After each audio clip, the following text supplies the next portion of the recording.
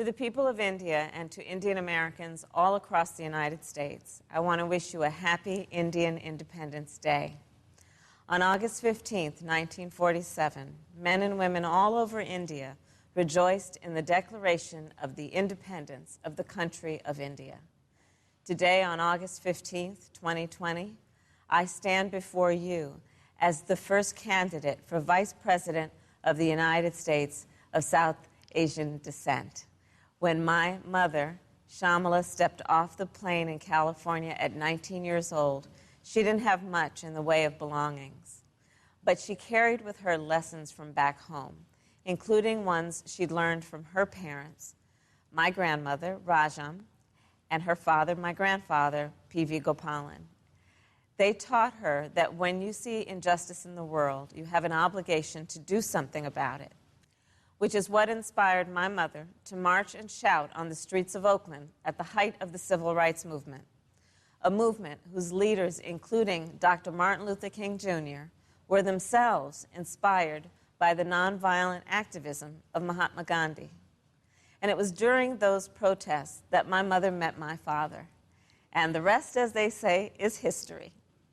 Growing up, my mother would take my sister, Maya, and me back to what was then called Madras, because she wanted us to understand where she had come from and where we had ancestry. And of course, she always wanted to instill in us a love of good idli. In Madras, I would go on long walks with my grandfather, who at that point was retired. And we'd take morning walks where I'd hold his hand and he would tell me about the heroes who were responsible for the birth of the world's biggest democracy. And he would explain that it's on us to pick up where they left off. Those lessons are a big reason why I am who I am today. Our community is bound together by so much more than our shared history and culture. The reason there is a kinship between everyone who is a product of the South Asian diaspora, no matter how diverse our backgrounds may be, is because we also share a set of values. Values forged by overcoming colonial past, not only in one nation, but in two. Values like tolerance, pluralism, and diversity.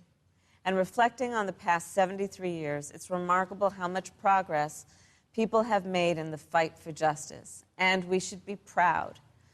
But we wouldn't be if we didn't commit ourselves to building an even better future.